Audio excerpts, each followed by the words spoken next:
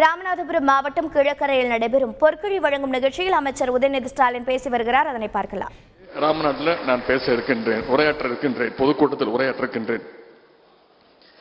ராமநாதபுரம் மாவட்டம் வரலாற்று சிறப்புமிக்க மாவட்டம். சேது சீமை என்று எல்லோரும் பாராட்டக்கூடிய, பெருமைப்பட்டு சொல்லக்கூடிய ஒரு மாவட்டம். இன்னும் சொல்ல போனா மத நல்லிணக்கத்திற்கு பெயர் போன மாவட்டம்னா இந்த ராமநாதபுரம் மாவட்டம் தான். அதற்கு சிறந்த எடுத்துக்காட்டு நம்முடைய மாவட்ட கழக செயலாளர் அண்ணன் திரு காதர் பாட்சா என்ற முத்துராமலிங்கம். இந்த மாவட்டத்தை நம்முடைய பொறுப்பு அமைச்சர் அண்ணன் திரு ராஜகண்ணப்பன் அவர்களும், மாவட்ட கழக செயலாளர் அண்ணன் காதர் பாட்சா என்கிற முத்துராமலிங்கம் சிறப்பாக வழிநடத்தி கொண்டிருக்கிறாங்க. அவரை நான் பேச வேண்டியதெல்லாம் அவரை பேசிவிட்டார்.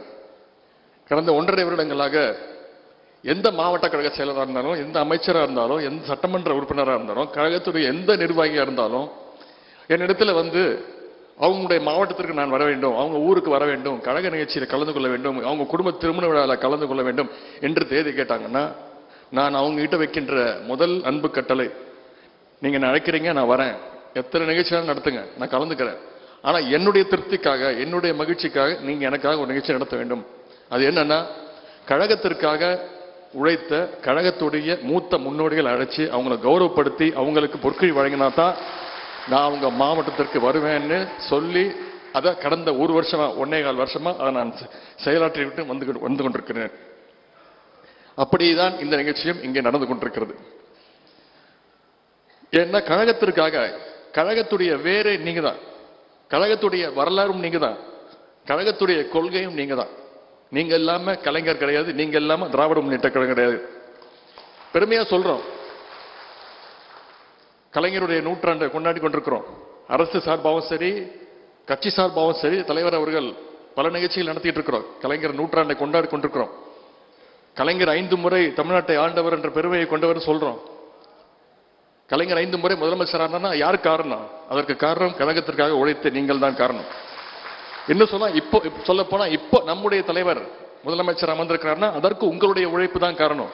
நீங்கள் இல்லாம அந்த வெற்றி கிடையாது.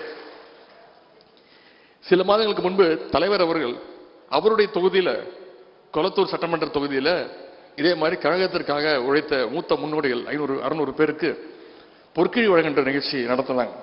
தலைவரே கொடுத்தார். அந்த நிகழ்ச்சியில தலைவர் பேசும்பொழுது ஒரு சின்ன விளக்கத்தை சொன்னார். என்னன்னா, என்ன பாராட்டினார். என்ன சொல்லி பாராட்டினார்னா, இந்த மாதிரி தம்பி உதயநிதி வந்து அனைத்து மாவட்டங்களுக்கும் சென்று தமிழ்நாடு முழுக்க பொற்குழி வாங்கிட்டு வராப்புல, அதை பார்க்கும்போது எனக்கு ரொம்ப மகிழ்ச்சியா இருக்கு, அவரை நான் பாராட்டுறேன் அப்படின்னு சொல்லிட்டு அவர் சொன்ன வார்த்தை, இத ஒரு தந்தையா இருந்து ஒரு மகனுக்கு நான் பாராட்டல, இதை நான் ஒரு கட்சியுடைய தலைவரா இருந்து இளைஞரணி செயலரை நான் பாராட்டுறேன் அப்படின்னு சொன்னார். உங்களுடைய உழைப்பிற்காக அங்கீகாரமா தான் அண்ணா அறிவாலயத்திலிருந்து தலைவர் கலைஞருடைய அறக்கட்டளையிலிருந்து உங்களுடைய மருத்துவ உதவிக்காக மாதம் 8 பேருக்கு தலா 25,000 ரூபாய் வழங்கப்படுகின்றது. அண்ணா அறிவாலயத்திலிருந்து கலைஞர் அறக்கட்டளையிலிருந்து இதுவரை 5,50,00,000 வரை நிதி உதவி அளிக்கப்பட்டுள்ளது. அதேபோல் இளைஞரணி சார்பாக ராமநாதபுரம் மாவட்டம் கீழக்கரையில் நடைபெற்று வந்த பொற்குழி வழங்கும் நிகழ்ச்சியில் அமைச்சர் உதயநிதி ஸ்டாலின் பேசி வந்தார். அந்த காட்சிகளை நாம் பார்த்தோம். செய்திகளை உடனுக்குடன் தெரிந்து கொள்ள உடனே சப்ஸ்கிரைப் பண்ணுங்க.